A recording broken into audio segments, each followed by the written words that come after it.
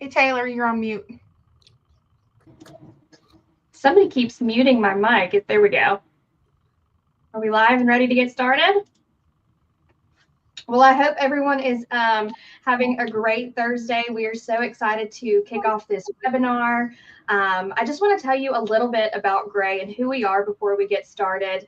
Gray Media is a broadcast media company that owns local television stations across 113 markets. In addition to our broadcast stations, we also own Gray Digital Media, giving us access to provide local businesses with marketing solutions to grow local businesses through the digital products we offer. I've also got Christina Wilson here with me today, who is a recruiter with Gray. After our webinar, if anybody is interested in exploring full-time opportunities or paid internships with us, shoot us a message, connect with us on LinkedIn, and we're happy to help you. I'm going to let Christina introduce our speaker today. Well, thanks, Taylor, so much. I'm thrilled to introduce our special guest. Patrick Callahan is the Senior Director of Digital Sales and Data Solutions at Gray Media. Patrick is originally from Martinsburg, West Virginia, which is about an hour west of Washington, D.C. Upon graduating from Wheeling Jesuit University, he started a career in media sales with what is now iHeartMedia. From there, he moved to a startup digital agency that focused on inbound marketing throughout the state. Over a decade ago, Patrick moved to Michigan's Upper Peninsula to work in the broadcast television space. There, he later became digital sales manager, tasked with leading efforts to build a strong digital book of business for the station. In 2018, Patrick joined the then small team of Gray Digital Media and has since worked to establish the agency as one of the largest in-house digital agencies in the country, with over 17,000 clients delivering billions of impressions a year. Patrick still lives on the southern shores of Lake Superior with his lovely wife, Julia, their adorable 2-year-old son, Aiden, and golden retriever, Tully. Please join me in welcoming Patrick Callahan. Woo! Sorry. Well, thank you. Really excited to be here. Love seeing all the places in the chat, so make sure that the chat keeps going. We'll start diving in. My wife has been helping me prep for this seminar for quite some time by pretty much being on mute and also not laughing at my joke. So I'm going to be dead set on hearing silence whenever I make a joke. So we'll get started here. What is digital advertising? Digital advertising is defined by Google Gemini AI as being a marketing strategy that uses online channels to promote a brand, products, or services. It can include ads on websites, social media, search engines, and more. So it's a pretty vague definition of digital advertising, even by its own standards of being Google Gemini and being essentially an ad for itself. When you Google what is digital advertising, you'll see that there are hundreds or thousands of websites that are out there with articles, blogs, posts, videos, all of these just defining what digital advertising is. If you look closely, though, you'll actually be able to see that there are digital ads here on the screenshot. So you can see here, ad roll, if you're looking closely, is an ad. Also, the SEMrush is also an ad. Vistaprint is an ad. WebFX is an ad, and WordStream is an ad. So all of these posts really are ads, as they are SEO blog posts trying to get people who are interested in digital advertising or learning about digital advertising coming to their platforms to sell you their services. Every single one of these screenshots and the 1,000 more are ads. It's really all digital advertising when you get onto the internet. And even furthermore, I would say this webinar is slightly an ad. We're going to keep that under wraps, so don't tell anyone. But everything that's really happening through the internet is meant to get you to a means of another company, another product, another service. So where are we today? Digital advertising is expected to overtake traditional media spends in 2025. Traditional media spends is anything from newspaper, radio, billboards, broadcast, any of the traditional media outlets that really predate say 1990 as far as revenue sources for media companies. What that means is, first off, that's an extremely broad statement of traditional media versus digital media. And I don't really like that anymore. And we'll get into why, as I believe that digital media really has established itself, and the way that it's, I don't want to say governed, but the way that it's regulated and self-regulated, if you will, it really does make it more of a traditional media spend. So I don't like the way that it's siloed out separately from quote unquote traditional media. The digital spend in 2025 is looking to be at $89.1 billion. And these numbers come from BIA/Kelsey. That is a 54% increase in just the last 5 years. So from 2020, we were at 57, and that should be billion, $57 billion to an expected 89.1 billion next year. That's a massive, massive growth number. And I selected 2020 specifically. And as we go into really how we got to where we are, you'll see why. But next year, 52% of the ad dollars spent in America are expected to be on digital platforms. That's a number that media reps have really been watching for as long as I've been in the industry. And it started out as it's coming in 2032, and then it's going to be 2028, and so it's kind of been inching closer as time has really gone on.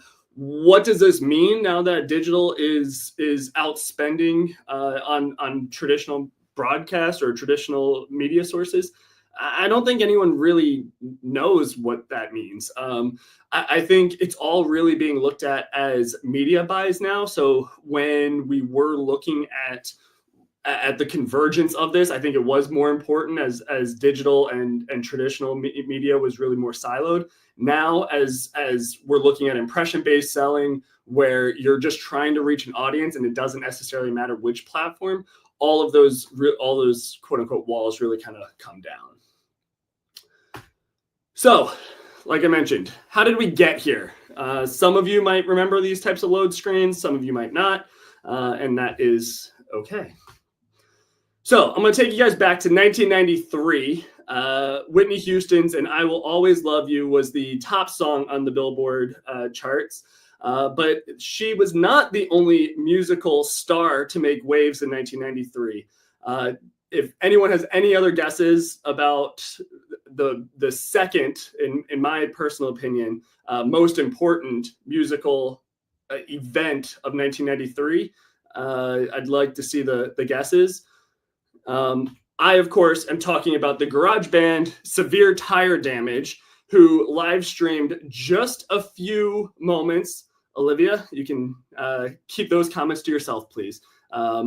So in 1993, the garage band Severe Tire Damage was live streamed, and this was the first live streamed event ever. The band was made up of DEC Research, Xerox, and Apple employees. So we'll call it for what it is. They were nerds, and they put this together. At the time, in 1993, this took half of the internet's bandwidth. That is just an incredible fact to try to fathom. So that is, to be able to live stream something in 1993, making sure that really the entire internet was shut down. So if half the bandwidth was used for this, there was probably about 3 people that were able to actually tune in and watch this glitchy, dark video of the garage band. In 1994, the very first display ad. So we went from live streaming video to saying, how can we start to really monetize the internet? And so here we have the very first display ad. We see display ads all the time now. Most of you guys have gotten several today. most of them, I would say, at least have a company name somewhere on them. This one did not. This ad was actually for AT&T, believe it or not. And it first appeared on hotwired.com, which is now wired.com and still a very, very relevant website, in October of 1994. That AT&T ad did not click through to an AT&T website or anything like that. It actually took you to a directory of art museums, as artists were one of the first early adapters of the internet. It was a $10,000 a month $10,000 a month commitment for 3 months, so a $30,000 investment in this banner ad. Was it successful? Well, it got a 44% click-through rate. So almost half of the people that saw this ad actually clicked onto the ad. Is that considered successful or not? Well, to put that in today's standards, Gray Digital Media runs billions of impressions, of display impressions, and we have a 0.13% click-through rate. So 44% is pretty freaking good. 0.13% does not look great in that light, except at 0.13%, Gray Digital Media is still 2.5 times what the industry average is for banner ads. So the industry has really changed. I think this got such a high click-through rate there and high engagement because of how much of a novelty this actually was. This appeared at the top of a website, a respectable website, in a time when this really wasn't happening. You have to admit the call to action here is pretty damning, if you will, where you want to click that. You don't know what's going to happen, but you want to click that. So there are a lot of things going for this in 1994. I don't think it would have gotten a 44% click-through rate if it were to air 30 years later, 20 years later, right? 30 years later, Atlanta. So additionally, in 1994, cookies were developed. So as soon as these banner ads were starting to get monetized, the internet started saying, well, we don't have enough scale. How do we start gathering more information on the people that are using this? There's little trail of data every time someone goes to a website. And so these cookies began tracking users on the internet. A company called DoubleClick was one of the first ad servers to utilize this technology. DoubleClick was later purchased by Google for $3.1 billion. So these ad servers, you can see just from 1994, within a little over a decade, really started gaining steam. Another little fact about 1994, Kadabra launched, later changing their name to Amazon. The reason they changed their name was because Jeff Bezos said that Kadabra sounded like cadaver. And that's how you got Amazon. By Y2K, Olivia, that means the year 2000. Every family had a computer. Most families had a computer. It was a well-known item. This was either in a computer room or just flat out there, posted up next to the kitchen table. AOL was worth $125 billion in the year 2000. By just 15 years later, they were worth $4.4 billion. So you can see how fast this industry is morphing within 6 years of going from banner ads to AOL being worth $125 billion to just a few years later, that incredible collapse. Google also launches paid search ads. This is an incredible moment in the digital industry.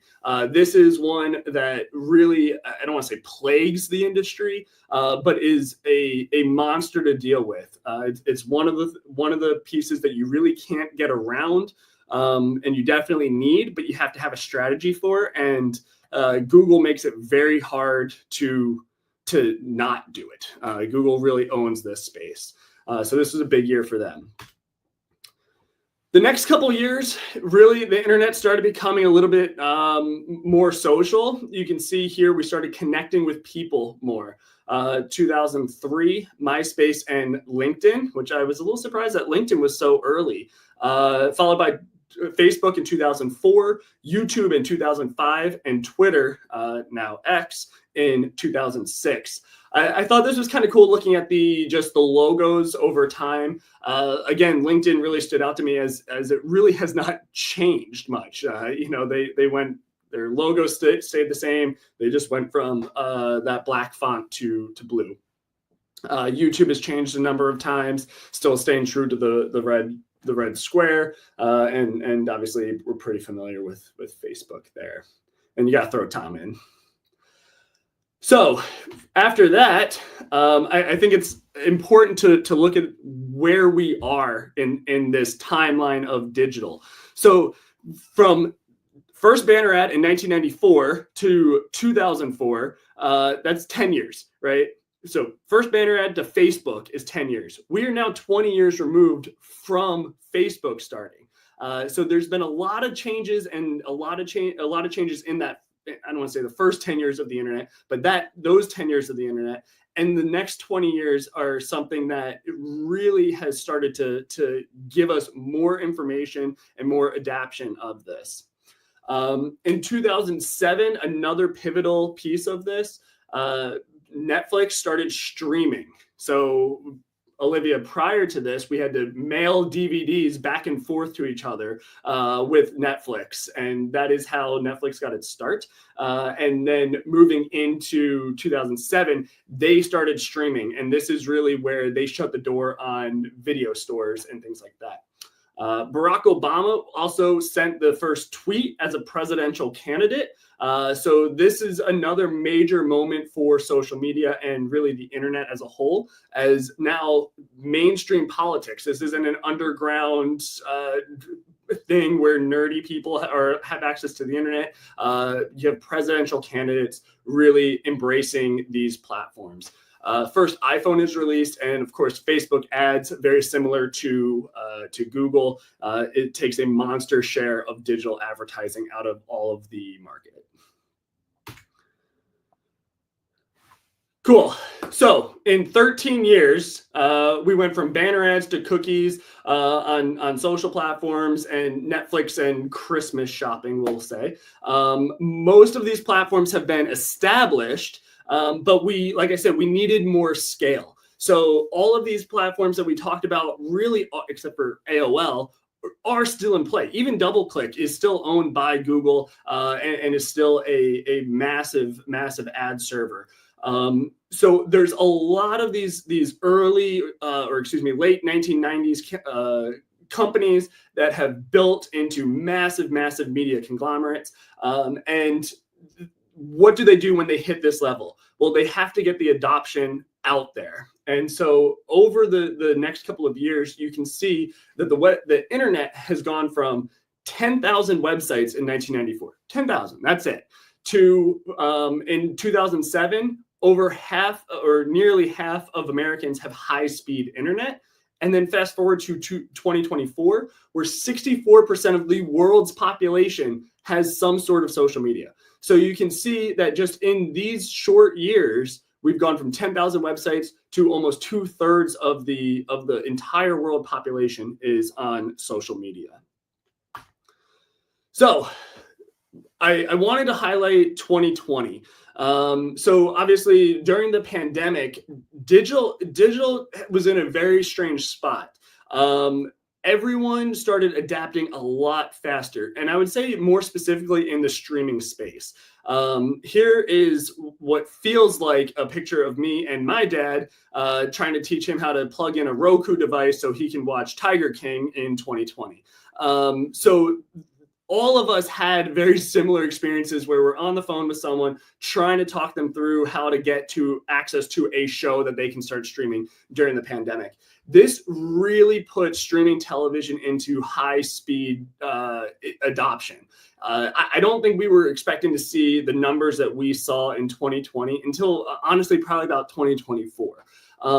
So I highlighted these stats here. So in 2019, obviously prior to the pandemic, streaming was at $858 million. A small chunk of what everything was, of a piece of the pie. By 2025, we expect that to be $2.8 billion. That is a 230% increase just for streaming audio in that 6-year gap. So if you remember, digital spending went up, I believe it was 54% in 5 years. So, which is still a massive, massive number when you're talking about media spend. So for all of that, or a lot of that, to be isolated to streaming is a really, really important part of this. Of this space and where we are and really where we're going. So that's how we got here. But what do we do with it all?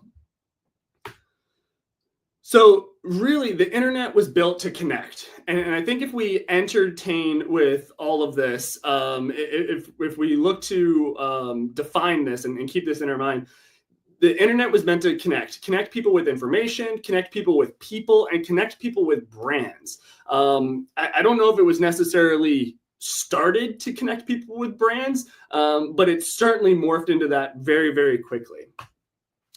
Sorry, wrong way.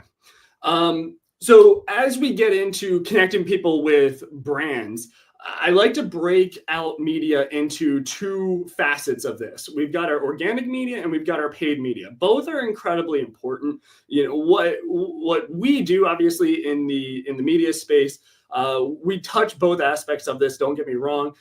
Paid media is really the bread and butter of this. It's what we can control. It's how we can really make it, I don't want to say more transactional, but we can track things better and show proof of concept a lot better. So here for organic media, it's really important to find your voice. And so really think about your brand.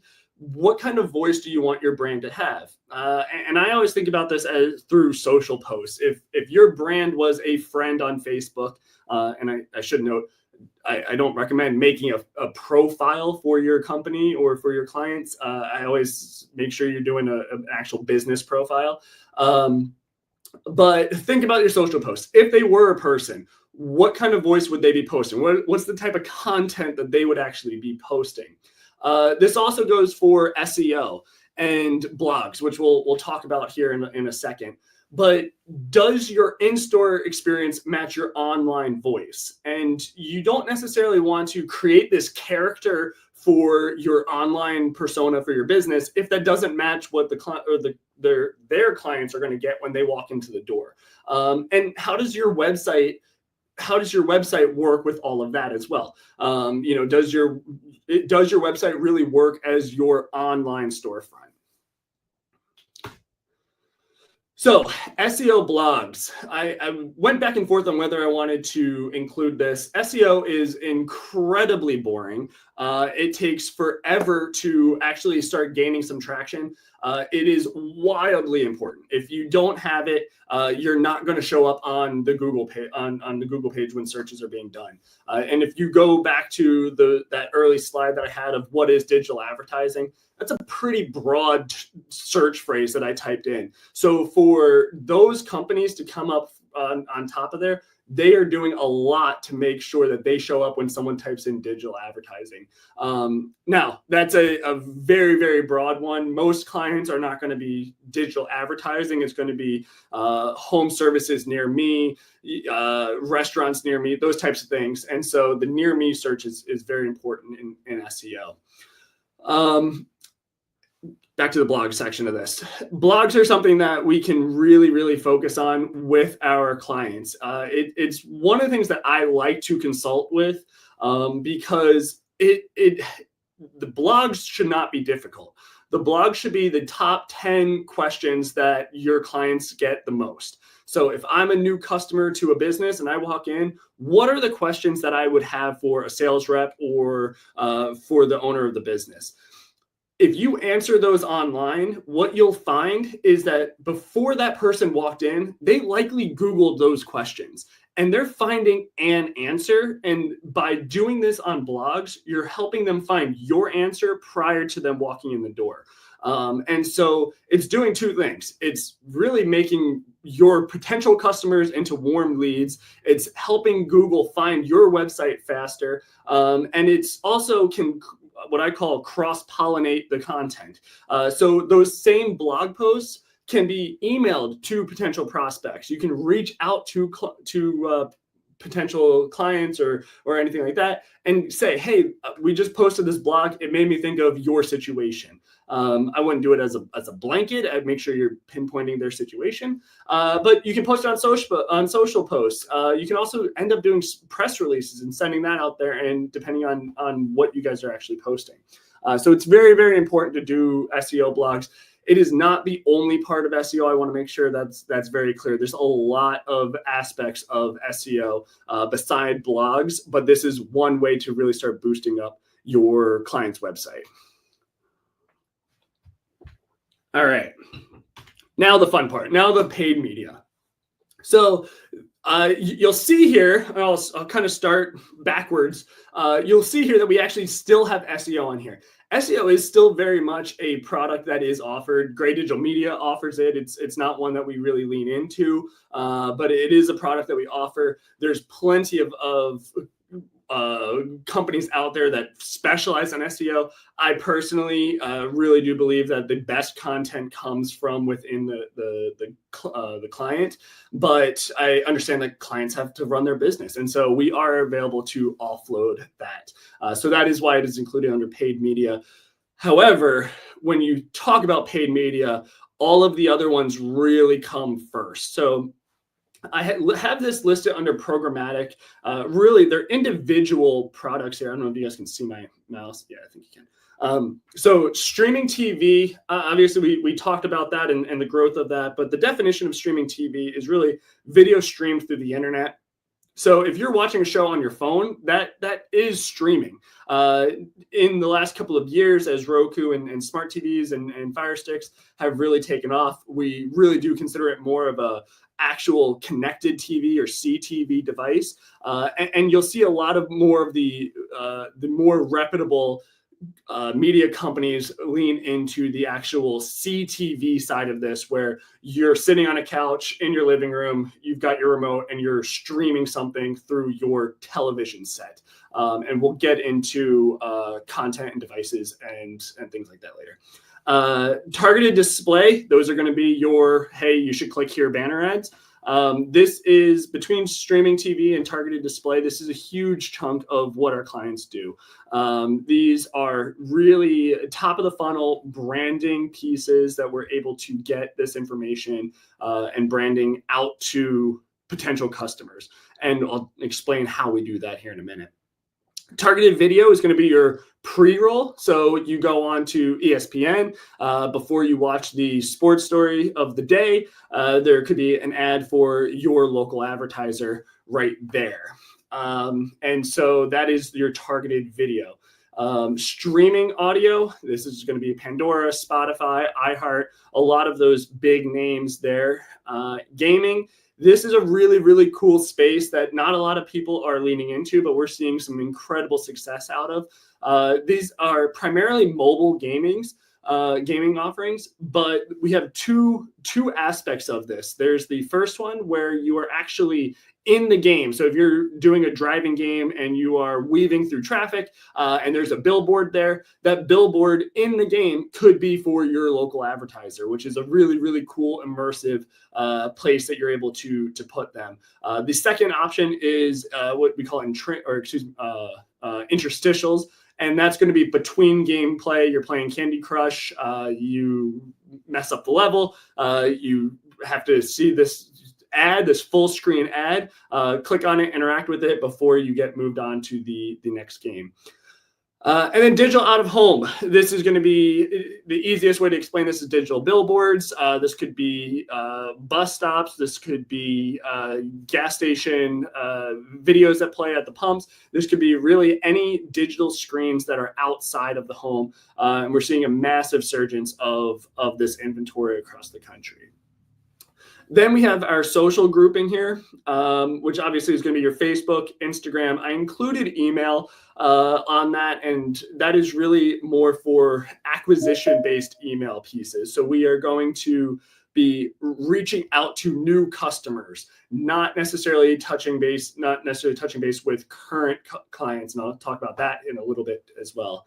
And then, of course, YouTube. The cool thing about YouTube is clients only pay for when someone watches a completed view. So we've all been there. We're watching a YouTube video. Our mouse is hovering over where that skip button is. As soon as you hit skip, that advertiser is not paying for that ad. So it's really important to work your creative to get your message out in the first 5 seconds and hope, fingers crossed, that someone skips. Obviously, YouTube does a great job, and they need to make money. So you skip X amount of ads, you're going to be served X amount of ads without the skip button there. And then search, like we talked about already. I won't belabor that too much. But paid search is a massive opportunity. Those are obviously, if you were typing in specific keywords, showing up at the top of the Google page, and making sure that you have a team that is running that properly will get you up higher at a lower cost. It is a bid rate system. So all of those products, or most of those products, are able to be targeted very, very specifically. We can target based on behavior. We can target based on contextual, household income, demographics, where someone has physically walked into a location. There's a lot of data that we can target. So much so that instead of giving a list of, hey, select the targets that you like, we actually we train our consultants, our media executives, to go out and just describe the person that they want to reach, and then let our operations people leverage all the data that we have around them. So cookies are still going strong. So we talked about them back in 1994. We're still talking about them today. Google, who I did mention bought DoubleClick and is still running this, has actually vowed to get rid of cookies. That's a huge, huge shift in the industry. They haven't been able to do it. They were supposed to do it, I think it was last year. They kicked it out 6 months. They kicked it out 6 months. And then recently they said that they're kicking it out again with no set date. So to be honest with you, I think that's a good thing. I think cookies are a good piece of what we do. They make ads relevant. If you've ever been served an ad that you're like, what the heck was that? Like, that has nothing to do with me. That means the targeting was wrong. Imagine seeing that all the time, and that's really what you would get. So I think cookies are a good thing. I think you'll need to pay close attention to who you're granting your cookie access to. You see this on the screen here. You had to click it getting into this platform. You have to click it getting into every platform. So it is something that we are seeing become more visible, and I think that is really important. These regulations are being put in place to protect the end user, which is all of us. At the end of the day, you pack up, you go home, you are a user on these websites. But it's to protect them from the bottom feeders who are misusing the data. And so I think that's really, really important. And there's plenty of media companies. Gray Digital Media is one of them who are on the up and up of this. And I'll touch on that a little bit later as well. But this big data is the currency for digital media and the ability to do the targeting. You can actually go into Facebook and see the targets that are attached to you. So I went in just a little bit ago and looked at all of the targets that are attached to me on Facebook. I highlighted a handful of the ones that I thought were funny. Shirts and tank tops, I am a fan of, apparently. Telephony, which I did look up, and it is a real word. Bar soap, which they actually did nail. I've been trying Dr. Squatch lately, and I am a fan. And then energy and oil industry. I don't know. We'll just leave that there. I didn't really have an opinion one way or the other. I don't think it was necessarily a positive one, but yeah. So you can see there's a lot of options here. I'm sure that there's probably more that they're not showing us. But you can do that if you do a quick Google search. It's fairly easy to find in your ad preferences, and it is kind of interesting to see. So we talked about big data. Now there's, I don't want to say small data, but in many cases it is small data. First party. So many clients have not started collecting their quote unquote first party data. And what this is information based on the data that you are collecting on your current customer list or your database. We are seeing an increase in this. So as Google is really kind of pounding their chest saying we're going to get rid of cookies, all of those targetings that Facebook has on me, that all these other websites are building on everyone that goes to these number of websites would essentially go away, and everyone would have to rely on their own data that they're collecting on their websites. This is something that most small to medium-sized businesses really haven't started getting into. I really recommend that they start collecting this information, because if cookies go away, if they get altered, this is your client list. And so this is the data that we would be able to apply to your campaigns. This allows for us to retarget your customer base. So even if I go to a website, I can still then get put into first-party data. We see this now with site retargeting. If you've ever accidentally whispered the word Vuori, you've gotten thousands of ads for them over the next couple of weeks or months, right? That's first-party data that they are using on you. If you've gone to their website, you'll get more and more and more of those ads. That's based usually on pixel placements on their website. So if you go and you look up the Sunday joggers on Vuori, those are going to be your ads for the next couple of weeks for those exact pants, right? And so you can tell. So maybe the shirts and tank top piece on Facebook wasn't that far off, I guess. But we're retargeting those users. We're keeping them in that sales funnel. This is some of the most successful advertising that you'll see, because you're not just hitting them one time hoping that they remember your brand. You know that they've already interacted with you, and that already has built a level of trust. So the most common type of this is site retargeting. Email addresses is also up there, and we are seeing an increase in IP addresses depending on the client. You do want to be careful. There are a lot of privacy policy items at play here. The government is starting to regulate this. I would prefer the industry start to regulate it first. It's a very complex industry, and there is a lot of good in there for this. So, but if it's healthcare or even recruitment and things like that, you want to be careful. Financing is another big one where you're passing that information back and forth, and Gray can help clients navigate that if they have any questions. All right. The other biggest part of first-party data benefit of this is, so we talked about what happens if someone already comes to the website, they're already in your universe there. What we can also do is build lookalike audiences from that. So they have my profile. I went to the website. I'm in their universe. They can then go out and find people that represent their audience. So they build these profiles and they're able to expand their audience to other people. This is really, really important, because now we're taking this cycle of impressions and users that we've built on the site retargeting, and now we're going after new people who have similar interests or characteristics as your current client list. This is really how you start to scale a business and a marketing campaign. So this is all fun and games until someone actually has to put it into the computer. So we have an in-house operations team, and this is a really big deal for any ad campaigns. You want to be as close to the campaign as possible. Many digital outlets are using fulfillment agencies, and to be able to get to the level to have direct access to the ad servers is a pretty high threshold. So going with a larger, more reputable company really, really makes this easier. And I'll get into the transparency piece of this here in a second. All that data is being applied to millions and millions and millions of websites. And so what the ad operations team is doing is really trying to balance the amount of content versus the level of data that's being applied there to keep the budget in line with what the client's goals are.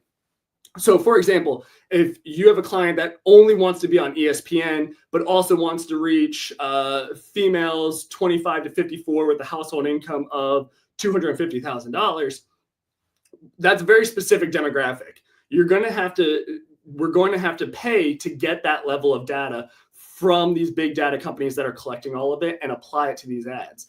Well, ESPN also wants their share because they're a pretty big name as well. And so what our team does is they really try to balance that. What we have found is to make the campaigns the most successful, the data is more important than the actual content there. So yes, landing on ESPN, Hulu, some of these other big names is great. But making sure you're hitting the right audience is more impactful. And so that's something that our team truly focuses on. And we've seen some massive success over the years as we've fine-tuned our offerings for all of this. Kind of circling up on all the data conversation, we've had a lot of talks with our own legal team, the outside legal team, to make sure that the way that everyone's data is being handled is proper. And it's a weird space to be because you're dealing with big data in these ad servers and you want to report back everything, but you're not necessarily buying the data, you're renting the data. So we want to be very careful on how we do that. And I think we do that very well. And more specifically, because we have very transparent reporting. Reporting is a tough line to walk. It's a very cumbersome data dump, if you will, on the back end. And how that information is relayed back to the client can completely change their perception of how the campaign is being ran. The same campaign can be ran, but if it's got bad reporting, the client's going to say this is a waste of money. And so by having really strong reporting that a client can easily take a look at and say, hey, okay, here are my impressions, here are my clicks, here's where they're going on my website. So tying in Google Analytics is really imperative here. But breaking it down even further, which creative is working? Are there certain keywords that are bringing people to my website faster? All of this is here on the reporting side of it. So how do we approach this changing landscape? And I know I'm watching the time here, but we focus on the clients, right? And that's really what we've been doing over the last almost decade that we've had digital offerings here. I'm not going to talk too much through these solutions, but these are the products that we have built out over the years. We keep this pretty tight. We know what we're good at, and we try to keep that. We try to keep that there so our teams get better at it. Our teams understand the products, and we understand what we're offering to our clients. We've also built a scale, like Taylor was mentioning. We've got 113 local offices. We've delivered over 20 billion impressions for clients over 152 industries just this year. And then our reporting is transparent and allows for everyone to get down to the singular impression level with over 400 individual metrics there. And that's something we're really proud of. And I think this is my last real slide on this, but one of the things that I think has made us successful in the digital space is our structure. So with our 113 offices, we've got regional sales directors working with them. So each regional sales director is working with about 18 local offices. So they're able to see from just a different perception or different vantage point of what is working in similar regions, similar market sizes, or things like that. We also have a premier sales team that we bring into top tier clients. They've seen it all from Fortune 100 companies to startups who got a huge grant and want to get this going. So that's a really cool process. Our digital design team helps build ads for all of our clients. Ad ops, like we mentioned, they are hands-on keyboard, making sure that everything is running. And then our data solutions, back to client first. We QA every single campaign that ad ops puts in to make sure that it's to the highest level of quality. And then the data solutions team also works on the reporting side of it. So that is that, with just a moment for questions, I guess. Christina, anything else? I just wanted to say you're amazing. That history was on point. I feel old, but it was awesome. And I also have to give credit to this chat. I feel like you guys are amazing. If we hung out all in a room together, I think we could have a good time. You guys are hilarious. So please drop your questions in the chat for Patrick. He'll be happy to answer anything that you have. And while we're waiting for questions, I'm also going to drop a few links to some of our opportunities. So we have obviously paid internships throughout the country. So I'll drop that link in the chat. And then if you're interested, in working with Patrick's team as a media executive, I'll drop that link in the chat too. So you can look at our openings and apply for those that interest you. All right. First question, Taylor, you want to read that while I drop those links? Yeah, so Olivia, she says she's curious on what do you think people should be learning about now for the future of digital marketing? I think it's to start paying attention to what is an ad around you. A lot of these platforms were built, and I look at Facebook even, you're scrolling through it, and a lot of the posts that you see, you don't necessarily realize is an ad until you're already staring at it and kind of engaging with it. So paying attention to that, paying attention to which clients are in your local community that you think would fit in these different situations, and then kind of building up the case for why they would fit there.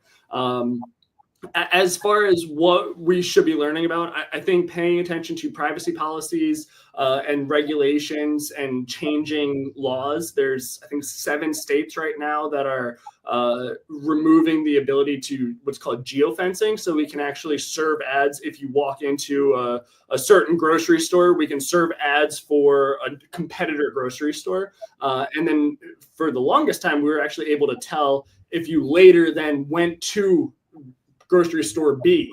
And so we're removing that capability of the actual conversion, but we can still serve ads there. And so I think we'll see a lot more of the privacy pieces come into play. AI is still a big question mark on how that plays into the digital space. I'll be completely honest with you. I think in the local space, AI is not as needed. If you're P&G, if you're Procter & Gamble and you're spending $1 billion a year on advertising, yeah, you probably should get a more standardized version of looking through your marketing. But for the vast majority of campaigns in local markets, I showed the number of products that we have. We can do a pretty good job training of saying, hey, these types of businesses work really well with these types of products. So if you start there, this is not a huge list of products in the grand scheme of things. And we can get down there and train. And I think for a lot of clients, AI is, clients won't give AI enough of a budget to test. And that's, I think, the biggest piece is they don't want to gamble their hard-earned advertising dollars, and they want someone face-to-face. So I'm personally not as concerned about AI in here. I think it will become more established, and I think in a couple of years we'll have a different conversation. But for right now, I don't see AI completely changing the game. Who is the ideal client? Someone who trusts us and gives us access to really help them. We have clients who unlock their Google Analytics, let us have access to that. We can start telling a story. Really what a campaign looks like on day one is not what a campaign looks like on 90 days later or 6 months later. It's a moving target. And so as long as they understand that, optimizations does not mean that we missed the mark originally. It means that the mark is moving and we're moving with it. I think a lot of clients, you say, hey, we need to be doing targeted video and we're not seeing the results that we wanted. We're going to shift to streaming television. We're going to shift to social. And they see that as a mistake. And I don't necessarily see that as a mistake. I think that's just A/B testing in real time.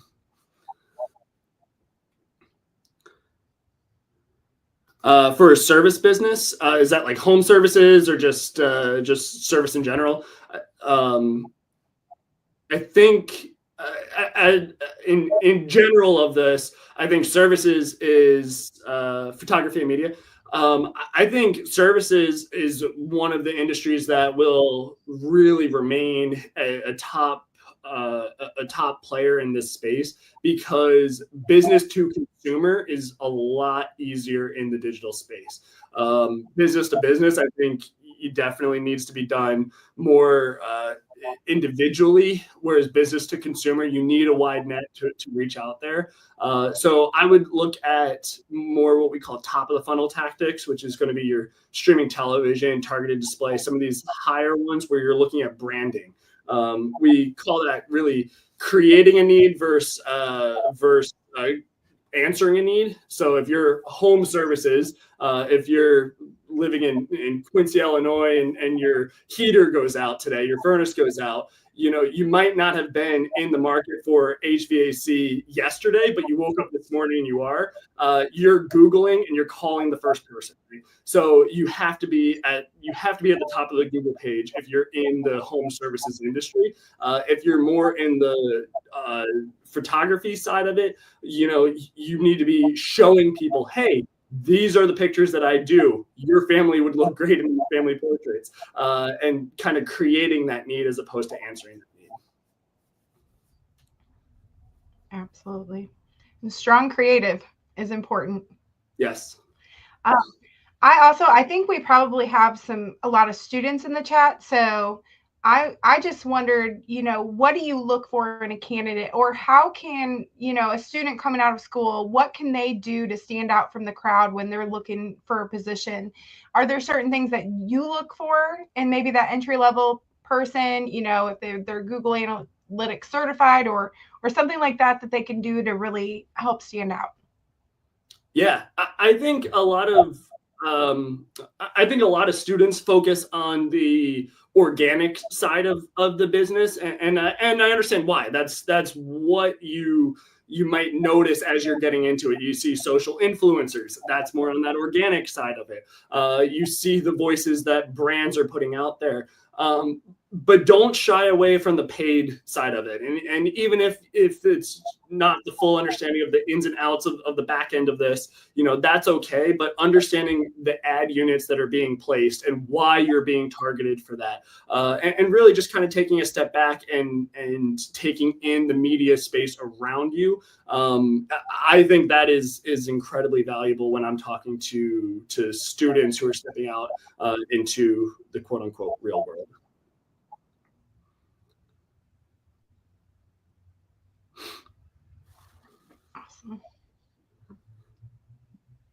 Carol, I agree with your comment. Optimization doesn't mean we missed the mark. It means the mark is moving and we're moving with it. Classic Patrick Callahan. Yeah, making it up as we go. Sorry. All right. It looks like we had one more. Sherry Johnson wanted to look for tips when learning about SEO, like how to process all the bits and pieces and actually apply it. SEO is a tough one. It's a really big piece of it. So the whole point of SEO, and I don't think a lot of people realize this, or businesses realize this, the vast majority of SEO is not for the users. It's not for someone what they're Googling. It's for Google to like your website better. So there's a lot of efforts on just the pure web development side to show Google that you are in your website, you're making updates, you care about your website, because Google cares about where they're driving their traffic. And so if you care about your website, Google's going to say, well, if you care, we care. So that's a big piece of it, which I'm not recommending that anyone in this space get into the web development space, because it's a beast. And what I've also found is marketers are not development people and developers are not marketers. So it's a tough line to walk there. On the SEO side of it, we are seeing huge success in backlinks, which I think Google is kind of toggling the algorithms of this. And that is another thing. all of these platforms have toggles that they make a quarter turn on something, and something that worked yesterday suddenly doesn't work today. Next week, they might turn it completely back the other way. But backlinks, so getting other websites to link to your website in similar fashion to the Google methodology of, if other websites are comfortable driving their traffic to you, we'll be comfortable driving our traffic to you.